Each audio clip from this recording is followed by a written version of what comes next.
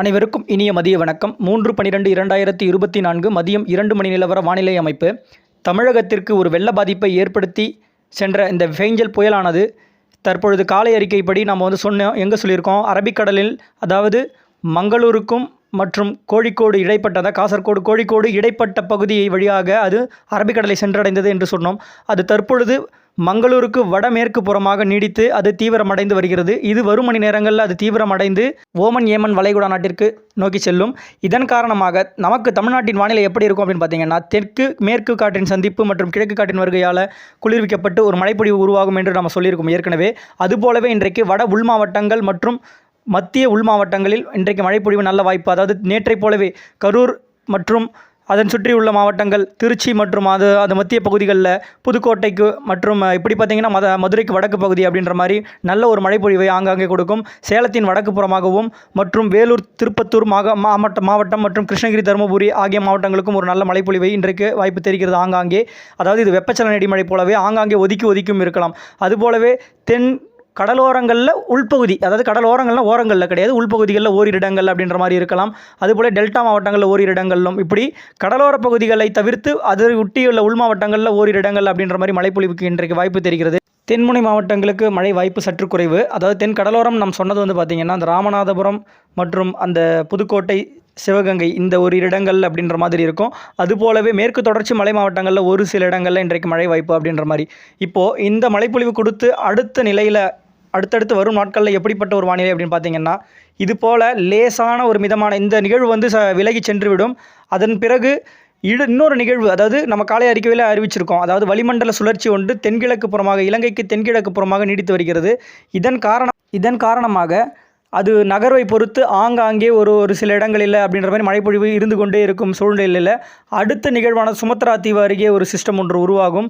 அந்த நிகழ்வு பார்த்திங்கன்னா படிப்படியாக இதோடு சேர்ந்து இந்த புகைப்படத்தை நம்ம இதுக்கு முன்னாடி இணைச்சிருக்கோம். அதை பார்த்திங்கனாலே உங்களுக்கு தெரியும். அது ஒரு 7, 8 அந்த மாதிரி தேதிகளில் அது மீண்டும் தமிழக கரை, அதாவது தென்முனை, தமிழக கரைன்னு சொல்லக்கூடாது, இலங்கைக்கு தென்முனை அப்படின்ற மாதிரி ஒரு சூழ்நிலையில் ஏற்பட்டு அது ஒரு மழைப்பொழிவு ஆங்காங்கே தென் மாவட்டங்களில் மற்றும் டெல்டா மாவட்டங்களிலும் உள் மாவட்டங்கள், மேற்கு தொடர்ச்சி மலை மாவட்டங்களில் ஒரு இடங்களில் மழைப்பொழிவு கொடுக்கும் வாய்ப்பும். அதன் பிறகு பார்த்திங்கன்னா ஒரு தீவிர நிகழ்வானது தாய்லாந்து வளைகுடா, அதாவது லாவோஸ், கம்போடியா அந்த பகுதியில் இப்போ தற்பொழுது நமக்கு தெரியும் மலேசியாவின் வளைகுடா பகுதிகளில் ஒரு நிகழ்வு உருவாகும். அந்த நிகழ்வு பார்த்திங்கன்னா தீவிர நிகழ்வாக தெரிகிறது. இந்த நிகழ்வு சுமத்ரா தீவு கரை அருகே தீவிரம் அடைந்து அது 11, 12 தேதிகளில் அப்படிங்கிற மாதிரி தமிழகத்தின் அனைத்து பகுதிகளுக்கும் ஒரு நல்ல மழைப்பொழிவை கொடுக்கும் அமைப்பாகத்தான் தெரிகிறது. அது ஏன்னா அது குமரிமுனை பகுதிகளில் நீடித்து அப்படின்ற மாதிரி தற்பொழுது அந்த கணிப்பு காட்டுகிறது. இது மாறுபடும் அமைப்பு தான். கண்டிப்பாக வரும் நாட்களில் அது எப்படிப்பட்ட ஒரு சூழ்நிலை ஏற்படுத்தும் என்று பார்த்திங்கன்னா வானிலையோடு இணைந்தே இருங்கள். அப்போ தான் அதுக்கான அப்டேட்ஸ் அப்பப்போ எந்தெந்த மாற்றங்கள் ஏற்படுது அப்படின்றத உங்களுக்கு சொல்ல முடியும். ஆனால் மழைப்பொழிவு உறுதி, நிகழ்வின் அமைவிடமும் பாதைகள் எப்படி அப்படின்றத மட்டும் பொறுத்து தான். ஆனால் நமக்கு பார்த்திங்கன்னா தென் மாவட்டங்களுக்கும் டெல்டா மாவட்டங்களுக்கும் ஒரு நல்ல ஒரு மழைப்பொழிவு வரும் நாட்களில் கண்டிப்பாக இருக்கிறது. அப்படித்தான் சூழ்நிலை இருக்குது. இப்போது இந்த மழைப்பொழிவு சென்று விட்டது. தென் மாவட்டங்களில் அந்த அளவுக்கு ஒரு மழைப்பொழிவு கொடுக்கலை. மற்ற மாவட்டங்களில் பார்த்திங்கன்னா ஒரு கடும் வெள்ள சேதத்தையும் பாதிப்பையும் பெரும் நீங்கா துயரத்தையும் கொடுத்து சென்றது இந்த ஃபேஞ்சல் புயலானது.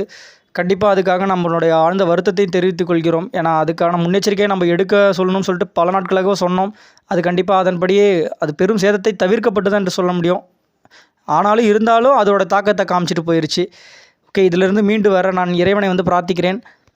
நேற்று கூட பார்த்திங்கன்னா, அதாவது இந்த புல் எஃபெக்ட் ரெயின்னு சொல்லுவோம் நம்ம, அதாவது இதை புயல் கடந்து உள்ளே சென்ற அதை மேற்கு செல்ல நமக்கு ஒரு மழைப்பொழிவு வைத்து மீண்டும் கொடுக்கும் என்று சொல்லியிருந்தோம். அதுபோலவே பார்த்திங்கன்னா நேற்றைக்கு அந்த மழைப்பொழிவானது கரூர் மாவட்டத்தின் தோகைமலை பகுதியில் பார்த்திங்கன்னா அதிகபட்சமாக ஒரு 13 சென்டிமீட்டர் மழைப்பொழிவு கொடுத்தது. இதுபோலவே அது திருச்சி மாவட்டத்தின் அந்த முசிறி அந்த பகுதிகள், அதுக்கப்புறம் அந்த கரூரின் நிறைய பகுதிகளில், வட உள் மாவட்டங்களில், கிருஷ்ணகிரி மற்றும் திருப்பத்தூர், வேலூர், ராணிப்பேட்டை, திருவண்ணாமலை பகுதிகளில், கள்ளக்குறிச்சி மற்றும் உளுந்தூர்பேட்டை அந்த சுற்று வட்டார பகுதிகளில், இப்படி பல இடங்களில் நேற்றைக்கு நல்ல ஒரு மழைப்பொழிவு கொடுத்த நிலையில் இன்றைக்கும் ஒரு மழைப்பொழிவு இருக்கிறது. கண்டிப்பாக வரும் நாட்களிலும் கண்டிப்பாக நல்ல மழைப்பொழிவு இருக்கும். வடகிழக்கு பருவமழை முடிவதற்குள் ஒரு நல்ல ஒரு சிறப்பான மழைப்பொழிவை கொடுத்துவிட்டுத்தான் இந்த வடகிழக்கு பருவமழை செல்லும். அப்படிப்பட்ட ஒரு அமைப்புகள் அடுத்தடுத்த நிகழ்வுகள் வரிசை கட்டி கொண்டிருக்கும் நிலையில் நல்ல ஒரு மழைப்பொழிவு எதிர்பார்க்கலாம். மழைப்பொழிவு இல்லையே என்று வருத்த தேவையில்லை. கண்டிப்பாக மழைப்பொழிவு இருக்கிறது. வானிலையோடு எப்பொழுதும் இணைந்தே இருங்கள். வானிலை மாறுதலுக்குட்பட்டது. நன்றி, வணக்கம்.